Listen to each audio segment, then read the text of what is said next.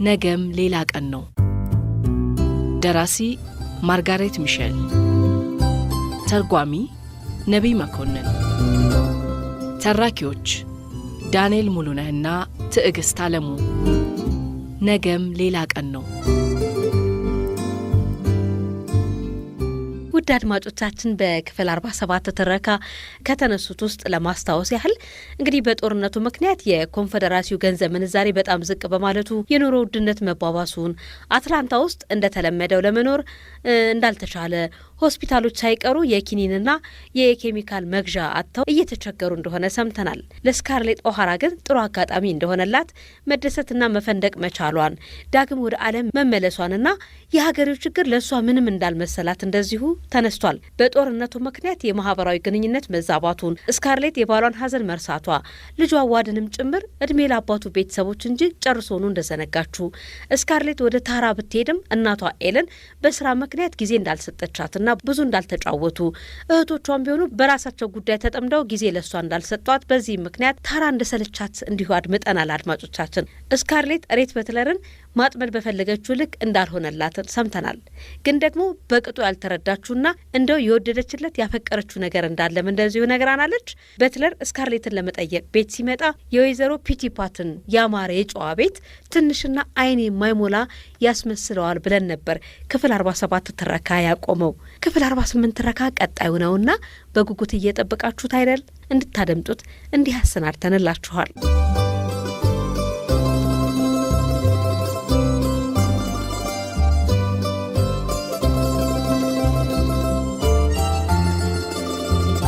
ወይዘሮ ፒቲ ምንም እንኳን ኤለን ሬት ልጇን መጠየቁ እንደሚያበሳጫት ቢያውቁም፣ ምንም እንኳን ከቻርልስተን ጨዋ ህብረተሰብ የተገለለ ሰው መሆኑን ቢያውቁም፣ በመጣ ቁጥር የሚያሳያቸው ሰፊ አድናቆትና እጃቸውን መሳሙ የማር ማሰሮ እንዳየች ንብ ሊላቀቁት የማይችሉት ነገር ሆኖባቸዋል። በዛ ላይ በመጣ ጊዜ ሁሉ አንዳንድ ትናንሽ ስጦታ ይዞላቸው ይመጣል። የሚያመጣላቸውንም ስጦታ ለሳቸው አስቦ የገዛላቸው መሆኑንና በጦርነት መሃል ነፍሱን ሸጦ ያሳለፈው መሆኑን ሲያረጋግጥላቸው ያ ያሮጊት ልባቸው እንደ ትንሽ ልጅ ይጨፍራል። ምስፒል፣ መርፌ ቁልፍ፣ የልብስ ቁልፎች፣ የሐር ክርና የፀጉር ማስያዣ በየአይነቱ ያመጣላቸዋል። በአሁኑ ጊዜ እነዚህ ትናንሽ ነገሮች እንኳ የቅንጦት ዕቃ ሆነዋል።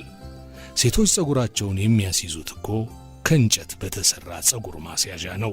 ለልብስ ቁልፍም የሚጠቀሙት እንጨት በጨርቅ እየጠመጠሙ ነው። ታዲያ ወይዘሮ ፒቲ እነዚህን ስጦታዎች ላለመቀበል ምን ሐሞት ይኖራቸዋል? በዛ ላይ የተጠቀለለ ነገር ሲያዩ ለመክፈት ችኮላቸው እንደ ሕፃን ልጅ ነው። መቼም አንዴ ከከፈቱት ደግሞ ውስጡ የሚያዩት እምቢ የሚሉት ነገር አይደለም። ስጦታውን ከወሰዱ ደግሞ ሰጪውን ወንድ የሌለበት የሶስት ሴቶች ቤት መምጣትህ ባለጌና ብለው መጥፎ ስሙን አስታውሰው ውጣለኝ እንዳይሉት ድፍረት ያጣሉ። እንዴት ብለው? ወይዘሮ ፒቲ ሬት በትለር ቤታቸው ሲመጣ ዘሎ የሚያንቃቸው ይመስል ሌላ ወንድ እጎናቸው እንዲኖር ይፈልጋሉ። እሱ ሰውዬ እንጃ ከበድም ይለኛ እንደ ነገር አለው ይላሉ። ረዳት ያሻናል በሚል የብቸኝነት ቃና እንጃ ብቻ በልብ ውስጥ ለሴቶች አክብሮት ያለው ጨዋ ሰው ሊሆን ይችላል ብዬ ባሰብ እንኳን ደህና ነበር። ሆኖም እንጃ። ሜላኒ ቀለበቷን ከመለሰላት በኋላ እንደ በትለር አይነት ጨዋ እንደሱ ያለ ግሩም አስተዋይነት ያለው ሰው በድፍን አገር ሲሄዱ ቢውሉ ምንም የማይገኝ ሰው ነው እያለች በምታስብበት ሰዓት አክስቷ ስለሱ የሰጡት አስተያየት በጣም አስደነገጣት። ከሷ ጋር በደንብ ይጫወታል፣ ይቃለዳል። ሆኖም ከልጅነት ጀምሮ የማታውቀውን ወንድ በጣም መቅረብ ስለምትፈራ ትንሽ ጨመት ትላለች። በልቧ በጣም ታዝንለታለች። እሱ መቼም ይሄንን ቢያውቅ ተገርሞ ይሞታል። በኑሮ ውስጥ ያጋጠመው አንድ የፍቅር ታሪክ ሕይወቱን እንዳጨለመበትና ደመ መራራ እንዳደረገው እርግጠኛ ናት። ስለዚህም እሱን ወደ ደስተኛ ሕይወት ለመመለስ አንድ በጣም አስተዋይ አፍቃሪ ሴት እንደምታስፈልገው ይሰማታል። የቤት ልጅ ስለሆነች ክፉ ሥራ መስራት ቀርቶ ከናካቴው መኖሩንም የማታምን በመሆኗ ስለ ሬት በትለርና ስለ ቻርልስተናዊቷ ልጃገረድ የሚነገረውን ሐሜታ ስትሰማ ድንጋጤና አለማመን ተረዳድተው ተናነቋት። ይህ በሱ ላይ የተወራው ወሬ ከፍተኛ የጭቡ ሥራ ነው ብላ ስላሰበችም በሱ ላይ ፊቷን ከማዞር ይልቅ በጭምትነቱ ለጋስና ጨዋ ልቧን እንድትሰጠው ተገደደች። ስካርሌት በጸጥታ የወይዘሮ ፒትፓትን አስተያየት ተቀበለች። በሷ ግምት ሬት በትለር ከሜላኒ በስተቀር ለሌላ ለማንም ሴት አክብሮት የለውም። በእነዚያ ጥቃቅንና እንደ መርፌ የሾሉ አይኖቹ ከላይ እስከታች አተኩሮ ሲያያት እስካሁን ድረስ እርቃነ ሥጋዋን የቆመች ይመስላታል። አልለመደችው። እስከ ዛሬ ምንም የሚያስቀይማት ስድብ ሰድቧት አያውቅም። ያ ቢሆን እንኳን ምላሹን አዘጋጅታ በስድብ ድራሹን ታጠፋው ነበር። የለም እሷን ያስቸገራት ይሄ በዓለም ላይ ያሉ ሴቶች በሙሉ የሱ ገንዘብ እንደሆኑ ሁሉ ለሱ ዘመን መጠቀሚያና መዝናኛ እንደተመደቡ ሁሉ ከጥቁር ጠይም ፊቱ ላይ ያሉ አይኖቹ ባሽሟጣጭ አስተያየት ማየታቸው ነው። ይህ አስተያየቱ ከሜላኒ ጋር ሲቀመጥ ብቻ አይታይበትም። ከሜላኒ ጋር ሲሆን ያ ቀዝቃዛ አሽሙር፣ ያ አይኖቹ ውስጥ የሚሯሯጠው ሽሙጥ ሁሉ ድራሹ ይጠፋል። ይልቁንም የተጫዋችነቱ፣ የሰው የማክበሩ፣ ለሰው ታዛዥ የመሆኑ ልዩ ምልክት ይጎላል።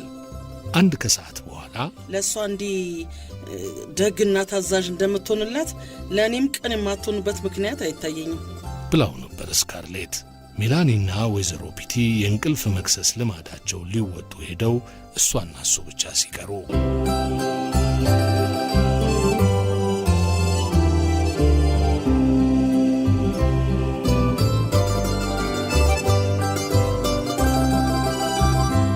ሜላኒ በኩራት ስለ አሽሌና ስላገኘውም ሹመት በረጅሙ ስታወራለት ሬት የሜላኒን የስፌት ጨርቅ እንደያዘ ለአንድ ሰዓት ያህል ፊቱ ላይ ምንም ሳይነበብበት መቀመጡን ስካርሌት ልብ ብላለች። ሬት ስለ አሽሌ የተጋነነ ስሜት የለውም። ሻለቃ በመሆኑም ምንም ስሜት አልሰጠውም። ያም ሆኖ መልስ የሚሰጠው በትሕትና ሲሆን ስለ አሽሌ ቆራጥነትም በሹክሹክታ የተናገረው ትክክለኛ ነገር ነው።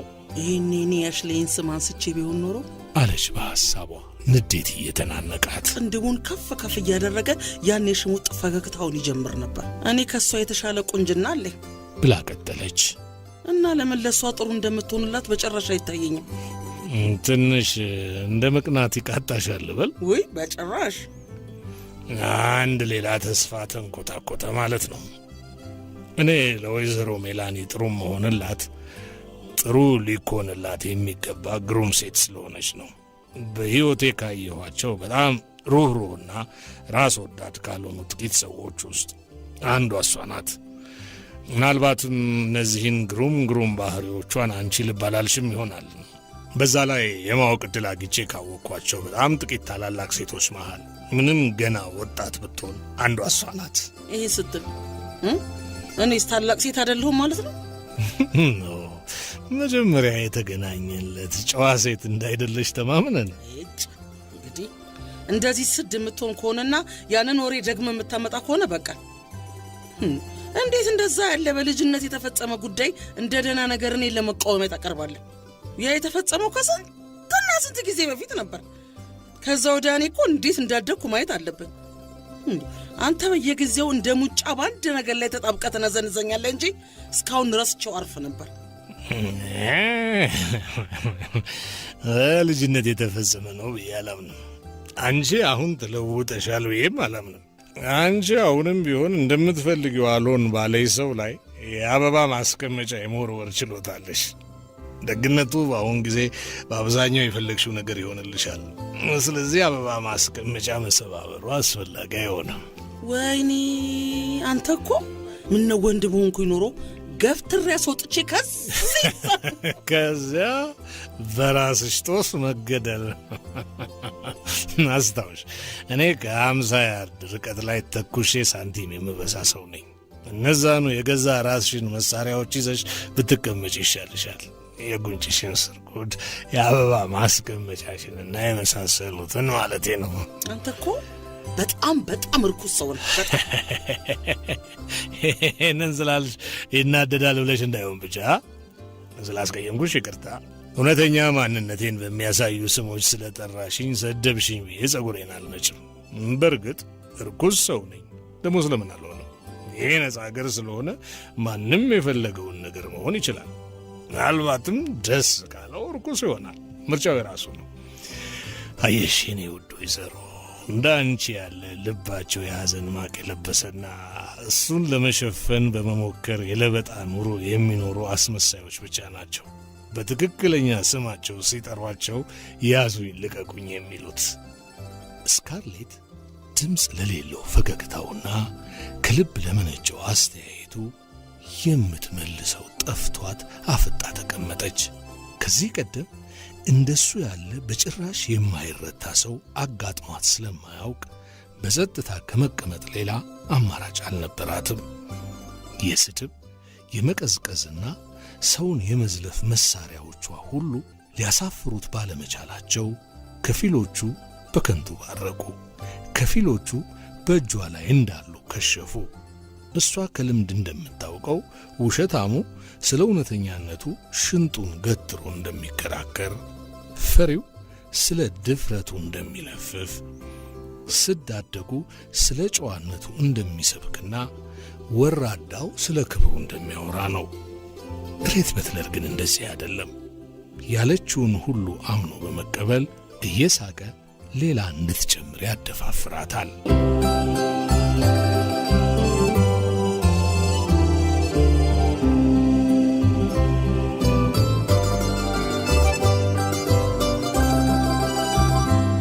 ሬት በትለር በእነዚህ ወራት ውስጥ በዚህ ቀን እመጣለሁ ሳይል ይመጣል፣ ደህና ሰንብቱ ሳይል ደግሞ ይሄዳል።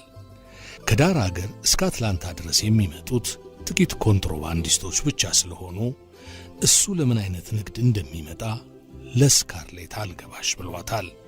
እነዚያ ኮንትሮባንዲስቶች ያስጫኑትን ዕቃ ወይ ዊልሚንግተን ወይ ቻርልስተን ድረስ ይወስዱና ከደቡብ የሚመጡና ተጫርተው የሚገዙ ወፈ ሰማይ ነጋዴዎችና የአቦ ሰጡኝ ሸጪ ገዢዎች ተጋፍተው ይወስዱላቸዋል።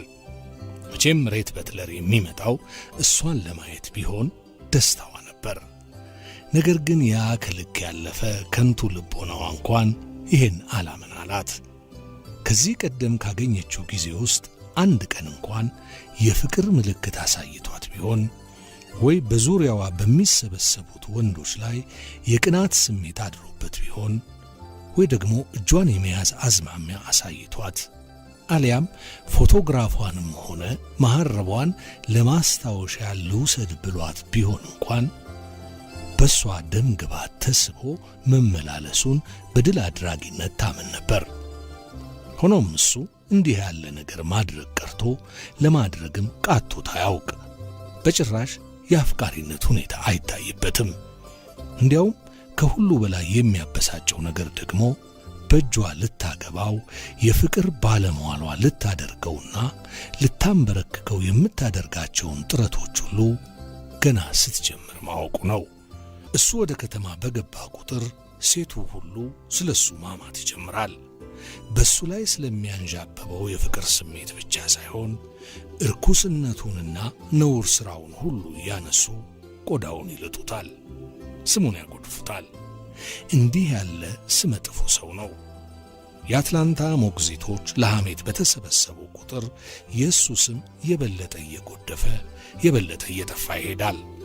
ዳሩ ግን ስሙ በጠፋ በጎደፈ ቁጥር የአትላንታ ወጣት ሴቶች ፊት ይበልጥ ዝነኛ ይበልጥ ዕውቅ ሰው እየሆነ ይመጣል። አብዛኛዎቹ ወጣት ሴቶች የዋሆች በመሆናቸው በሴት ጉዳይ ላይ ላላ ያለ ነው ግድም የለውም ከሚባለው በላይ አይሰሙም። ወንድ ልጅ በሴቶች ጉዳይ እንዴት ላላ ሊል እንደሚችል ግን በትክክል አይገባቸውም። ልጃገረድ ከሱ ጋር ሄዳ በሰላም አትመለስም ሲባልም ሰምተዋል። ይሄ ሁሉ እኩይ ተግባር እየተወራበት፣ ይሄ ሁሉ አይምሬነት እየተነገረበት አትላንታን ከረገጠበት ቀን እስከ ዛሬ ድረስ የማንንም ያላገባች ሴት እጅ እንኳን ያልሳመ መሆኑ በጣም ግር የሚል ነገር ነው። ያም ሆኖ ግን ይበልጥ ሚስጥራዊና ይበልጥ አስደሳች ሰው እንዲሆን አድርጎታል።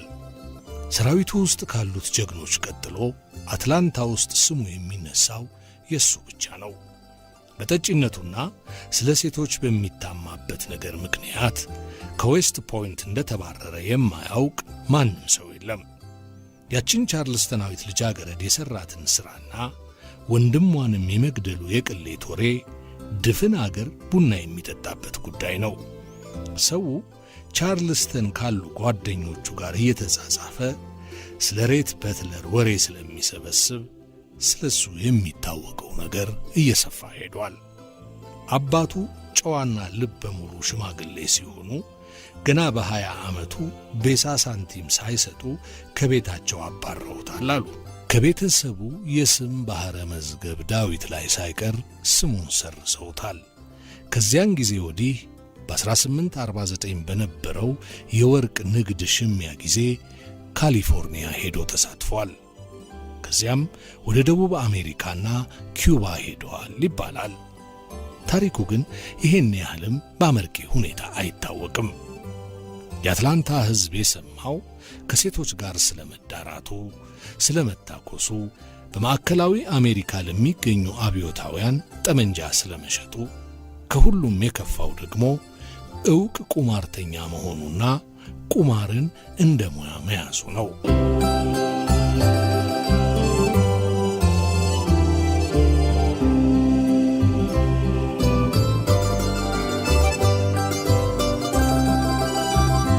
ጆርጂያ ውስጥ በሚገኝ በማንኛውም ቤተሰብ ውስጥ ቢያንስ አንድ ወንድ ልጅ ወይም ዘመድ የሆነ ሰው ገንዘብ፣ ቤት፣ መሬትና ባሪያ በቁማር እያስያዘ የማይበላ የለም። ሆኖም ይሄ የተለየ ነው። ሰው ቁማር ተጫውቶ ከስሮ ደህይቶም ቢሆን ጨዋ መሆን ይችላል። ቁማርን እንደ ሙያ የያዘ ሰው ግን ከአገር የተባረረ ከቤተሰብ የተተፋ ከመሆን ሌላ ምን ሊሆን ይችላል? ዕድሜ ለጦርነቱና ዕድሜ ለኮንፌዴራሲው መንግሥት ለሚሰጠው አገልግሎት ይበል እንጂ ሬት በትለርን አትላንታም ራሷ ብትሆን በሯን ትዘጋበት ነበር።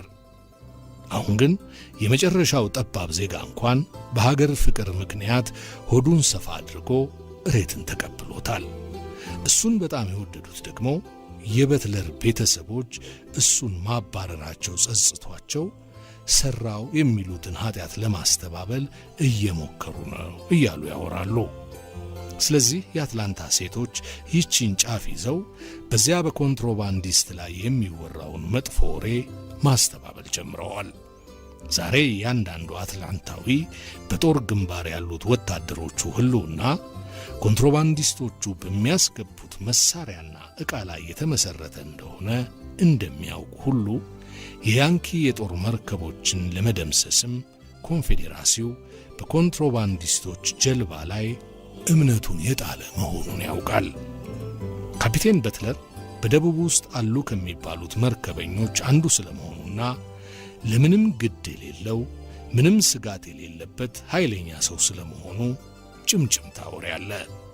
ቻርልስተን ውስጥ ጥርሱን ነቅሎ ያደገ በመሆኑ በወደቡ አጠገብ ያለውን የካሮላይና የባህር ዳርቻ እያንዳንዷን ስርጥ፣ እያንዳንዷን ቋጥኝ፣ እያንዳንዷን የቦይ ውሃ ጓዳ ጎድጓዳዋን ሳይቀር ያውቃታል። በዊልሚንግተን አካባቢ ያለውንም የውሃ ዳርቻ እንደዚሁ እንደ ቤቱ ጓዳ ያውቀዋል። አንድም ጀልባ ሰጥማበት አታውቅም። የጫነውንም ዕቃ ባህር ለመጣል ተገዶ አያውቅም።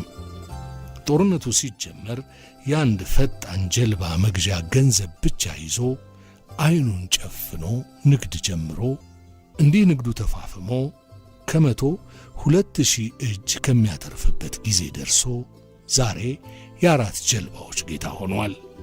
ጥሩ የመርከብ ነጂዎች ስላሉትና ደህና ደሞዝ ስለሚከፍላቸው ከቻርልስተንና ከዊልሚንግተን በድፍን ጨለማ ጥጥ ጭነው ያወጡና ናሱ እንግሊዝና ካናዳ ውስጥ ያራግፋሉ።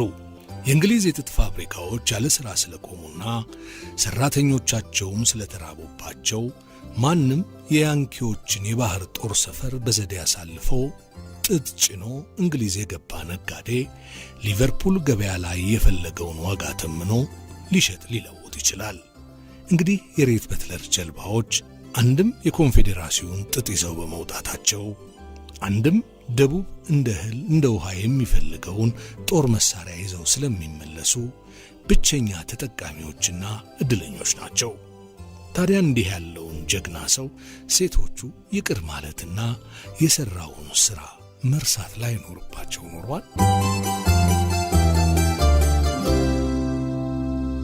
አድማጮቻችን ስላደመጣችሁን እጅግ አድርገን ነው የምናመሰግናችሁ። ቀጣዩን ክፍል ደግሞ እንደዚሁ ይዘን እንጠብቃችኋለን። ስላደመጣችሁን ከልብ እናመሰግናለን።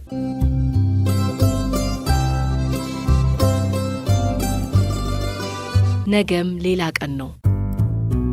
ደራሲ ማርጋሬት ሚሼል፣ ተርጓሚ ነቢይ መኮንን፣ ተራኪዎች ዳንኤል ሙሉነህና ትዕግስት አለሙ።